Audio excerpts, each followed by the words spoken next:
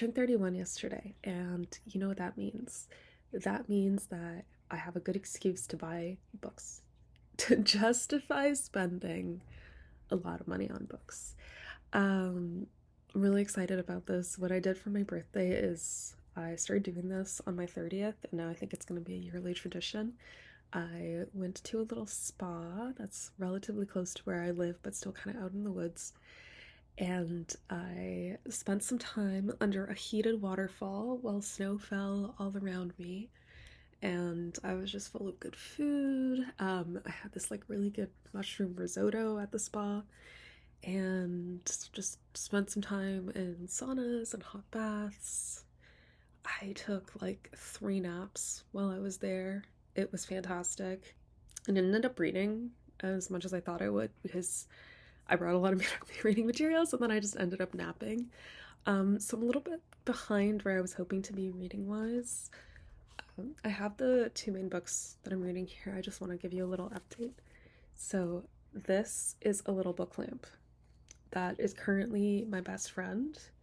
It has 3 intensity settings and then 3 temperature settings, so like hot, mid, and cold. And it's just a really great little gooseneck reading lamp. And I've also been using it on like my e-ink tablet and stuff.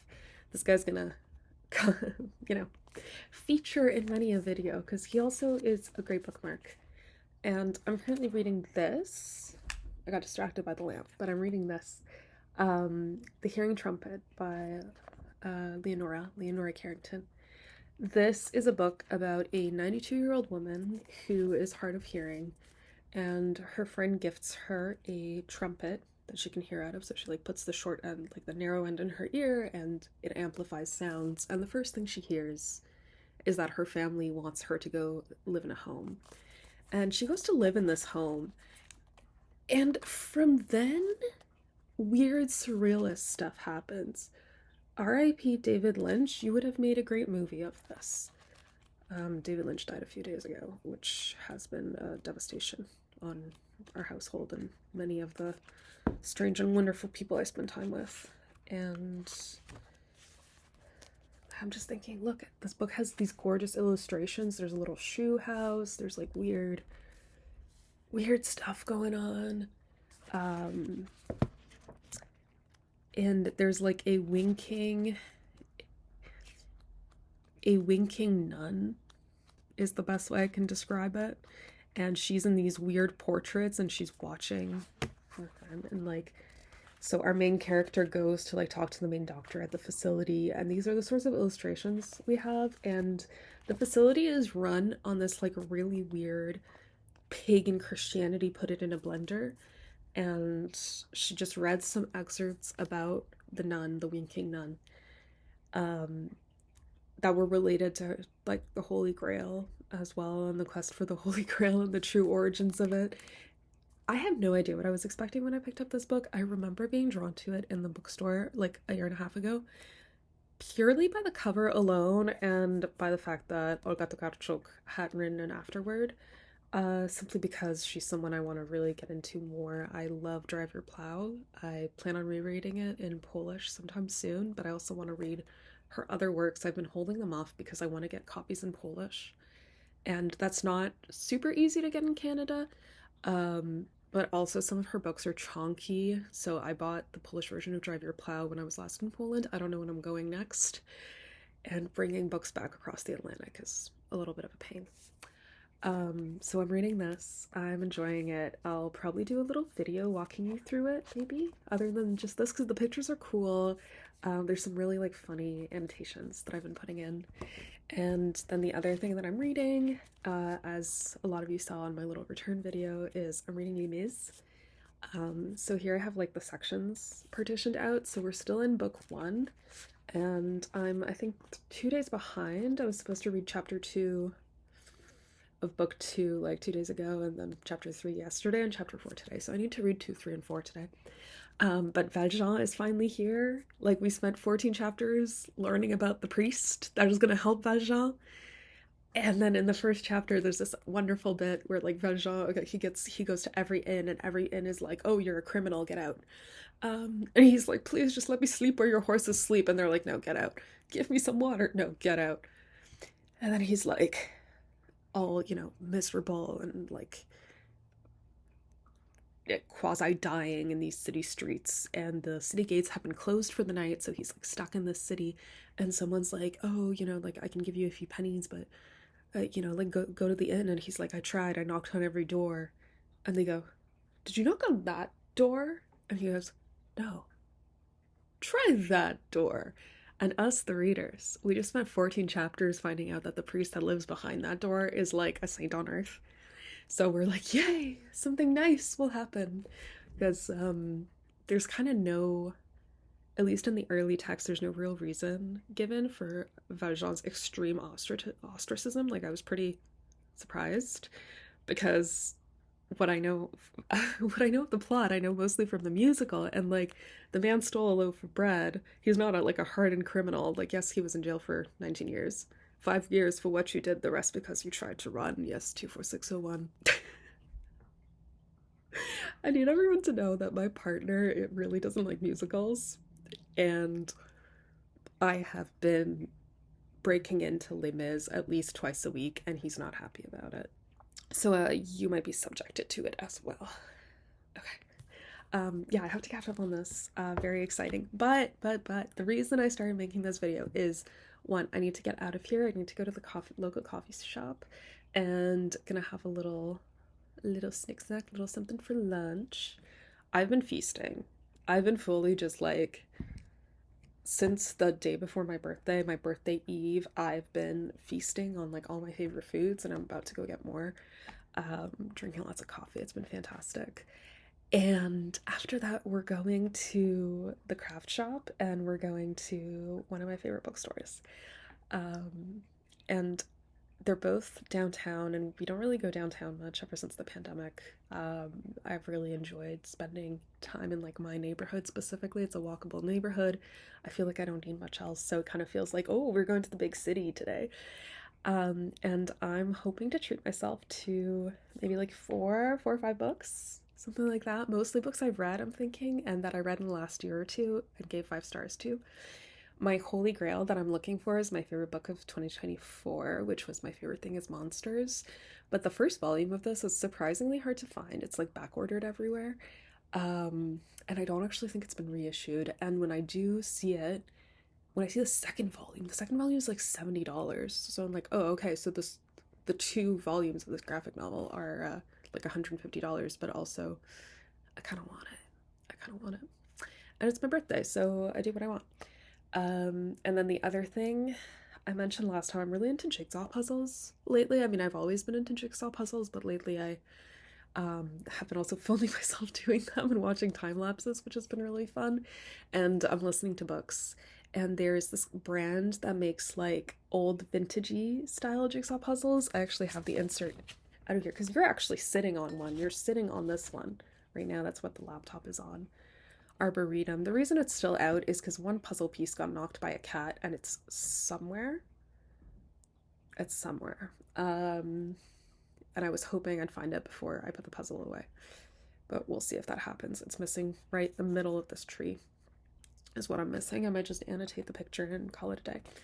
But I have a few others. You can kind of see them in the corner up there. These are like all my puzzles. And let's just rotate you. Let's rotate you. See? There's a bunch of these little tubes. I have a mushroom one, a jellyfish one, this, and a color wheel one. I'm gonna put the camera back the way I like it.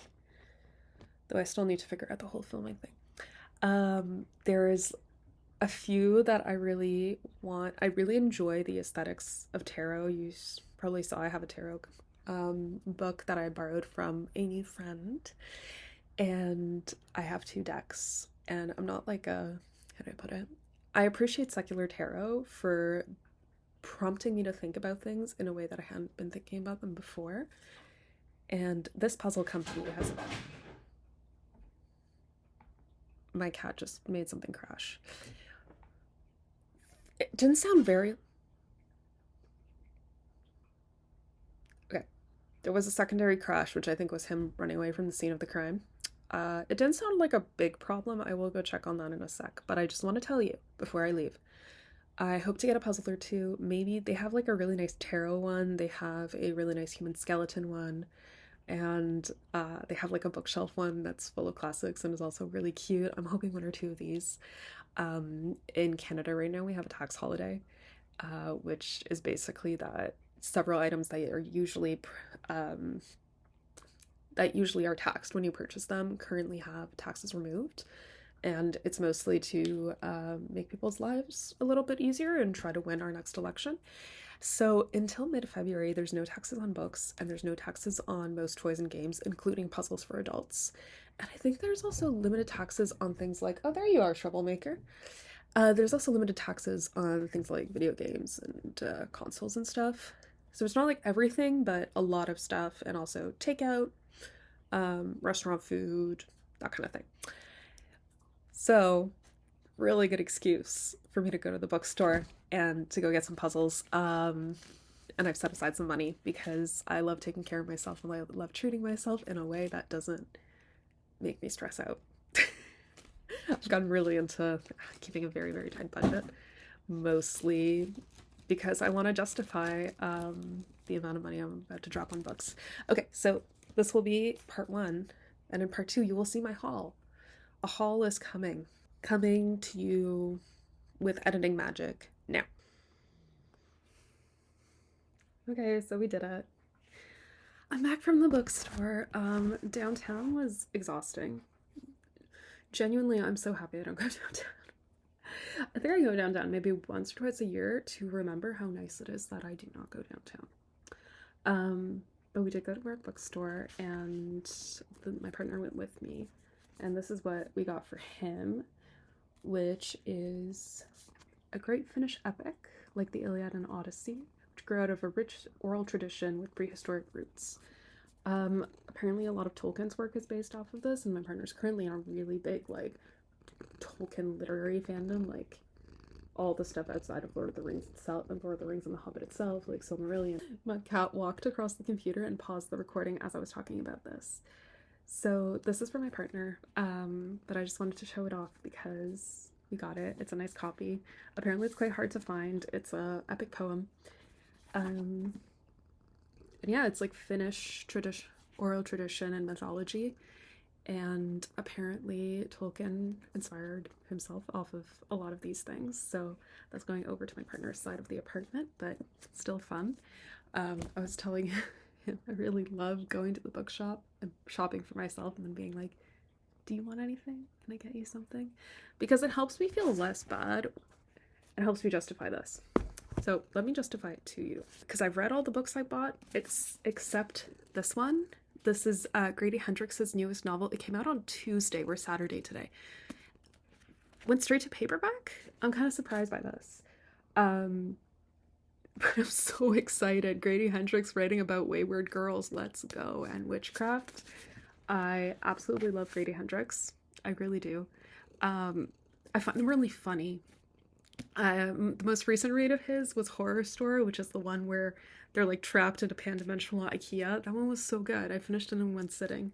So I'm very excited for this one. I have it on loan from the library. Well, I have a hold placed on it on Libby. And that's not coming through for another 6 weeks. So I'll probably actually just pick this up. And that's really exciting.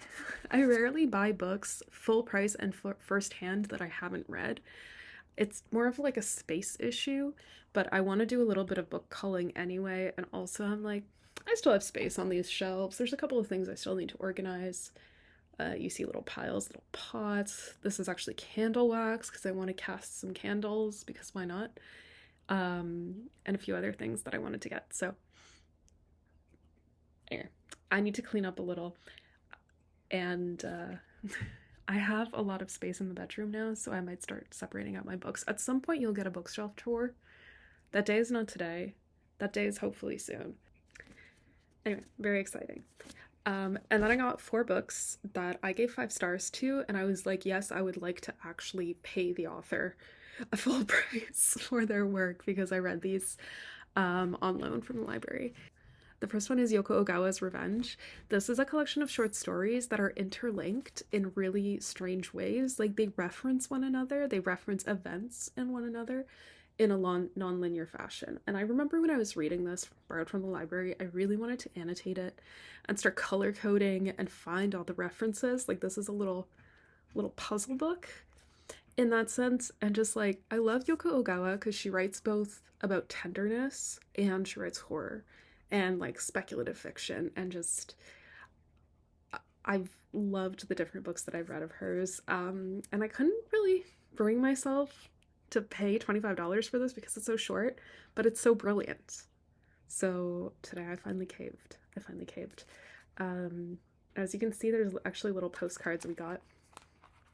So I'll show you those, because these were $1 each at the bookstore on top of all this. And I'm like, well, I'm spending this much money anyway. We got some nice quotes. Ooh, the glare is going to be pretty terrible on this. Frederick Douglass said that once you learn to read, you will be forever free.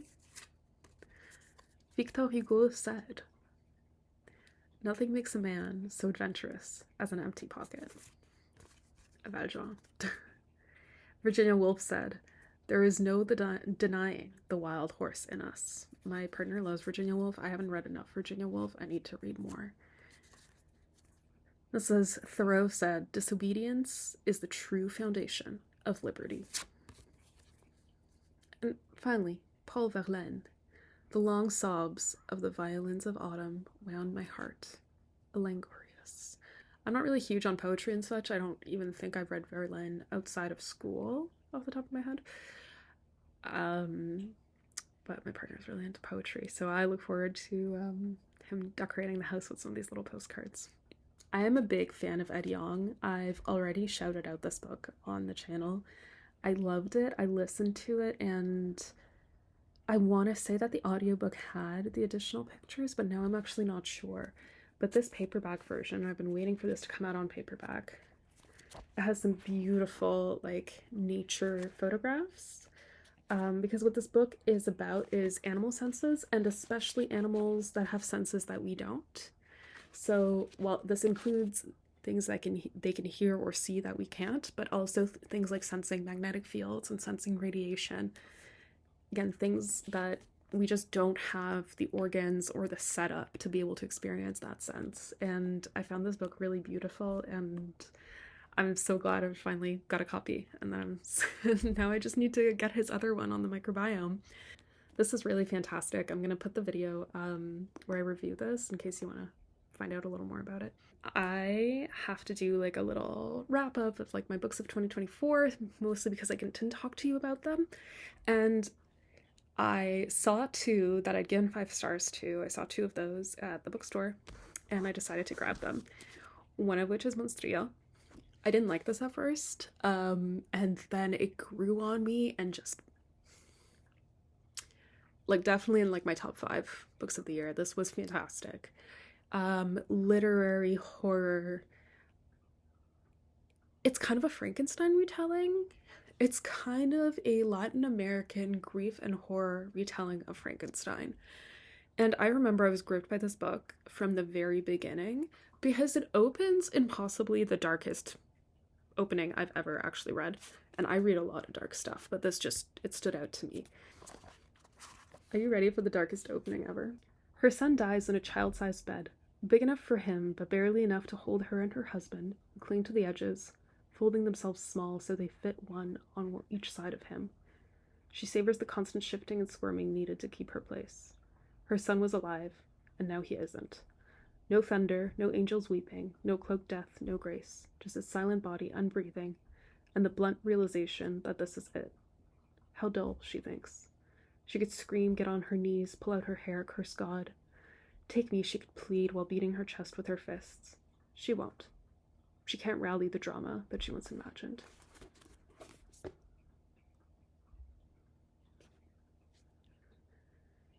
Okay, that's the opener.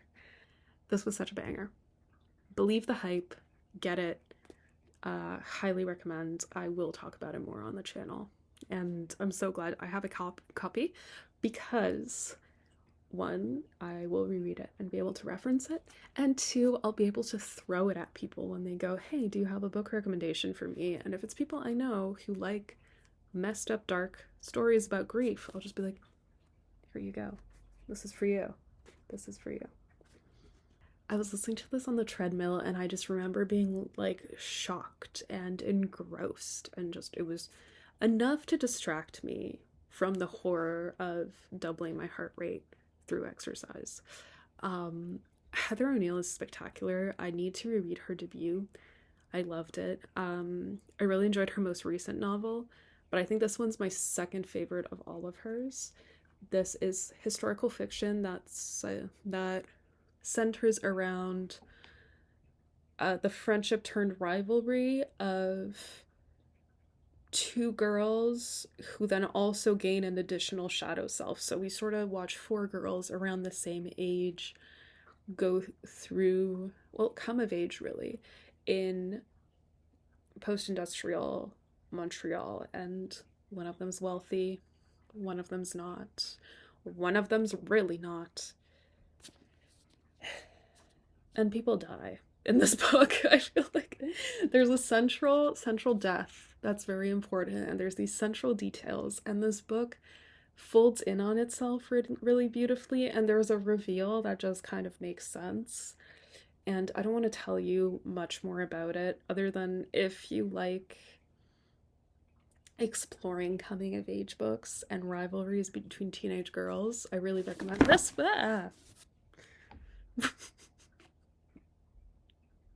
You can see I'm out of practice. I really recommend this. This was recommended to me by my friend who is a huge fan of Elena Ferrante's My Brilliant Friend, and I can see some parallels. Speaking of, that's a book series that I need to give it another shot because I didn't like the first book when I first read it, but I have a feeling I wasn't at the right time of my life, so maybe that'll be something in 2025. So yeah. And then I got one more thing, but it's not a book, but I'm still going to show you, even though it's not a book. I told you I was going to get a puzzle. I got a puzzle. This is a vintage constellation puzzle. It has the northern and southern hemisphere, so the actual like content of the puzzle is this. There were some other ones from this brand that I really wanted, and they just didn't have it at that particular craft store, which I'm a little annoyed because I went downtown to the bigger craft store, and my local one here that I go to all the time has them. And just, I'm a little bit regretty spaghetti for leaving my neighborhood. I'm feeling a little bit regretty spaghetti about having traveled all the way to downtown, and I make that sound like it's such a journey. It's only like 20-30 minutes, but like the energy is so different, and I miss my cozy quiet home so much when I'm there. I used to live in the part of town that I went to, and I was there like, how did I live here? And the answer is not very well. I much prefer a quieter, calmer life. Anyway, astrology. I'm actually really excited about this because one of the things that I started yesterday is in the New Scientist's holiday issue that came out a few weeks ago. They have this massive word search. I'm not really a word search person, but I think I might become a word search person. I think they've convinced me. This word search has 88 constellations, 13 strains and species under the genus Homo, so like Neanderthal, stuff like that, and 10 cloud types, which I know nothing about, and 80 something. No, I think it's less. I think it's 29. Why do I remember these numbers? I don't know. Something like 29 international units, so things like kilometer and gram and stuff like that. So it doesn't actually give you a list of words, and it doesn't tell you if diagonals are on and if backwards diagonals are on. So I am doing this word search, looking for names of constellations, and I'm trying not to cheat, so I'm trying not to just look up a series of a name of constellations. But doing this puzzle will help put some of those names of constellations into my brain so I can do the word search. This is how I justified this purchase. I'm really looking forward to making this one. I'm a little bit puzzled out right now, but at some point, I'm going to work on this. I have a confession to make. I didn't stop there. My confession is that I am very into Book Outlet. and I was just thinking, like, dang it. There was this I would have wanted to get, this I would have wanted to get. I saw it was on Book Outlet. I saw it was on Book Outlet right now. Whether you're a Canadian or not, if you don't know what Book Outlet is, it's a Canadian store that sells what are called remaindered books, meaning first-hand books that didn't go to independent bookstores, that didn't go to Chapters Indigo. They sit in a warehouse. And the only way they're different from first-hand books is they have a little, like, Sharpie mark on top, like, across the pages. And they tend to cost, like, half to a third or even cheaper of the price. So I placed an order. For a normal amount of books. And I did that after getting back from this. Because, you know why? I'll tell you why. Because I had a pretty big budget for myself. I set aside some money because I love taking care of myself. I set aside some money for puzzles and books, and I didn't hit my budget. Because I was hoping for a little more, some more tastier things. So I went on Book Outlet and I'm like, okay, well, let's see what they're currently offering. A few of my favorite books from last year were on there, and I'm like, oh, I really want a copy of that. Really want a copy of that. So I did a little cheeky add to cart. I purchased them, and I'm announcing that there will be an unboxing video. That's the cost of buying books, is I have to unbox them in front of you. So you're gonna learn about all my weird life choices. When we do the unboxing video, you're gonna find out what the birthday haul part 2 will look like. Okay, so I'm gonna run. I have this guy to catch up on. I think it's only like 20 pages, but still, it's 20 folio pages. 20 folio pages. The font size looks bigger on camera than it feels when you're reading it. But I'm really excited. I want to know what happens next, so I'm gonna go read that. And then probably in the next few days, I will start this guy. And I'll talk to you super soon. And thanks to those of you who've welcomed me back and wished me a happy birthday. You are so, so kind. It's a really nice way to start my year. Okay, I'm gonna go read a book. You should probably go read a book. We'll reconvene later. Okay, bye.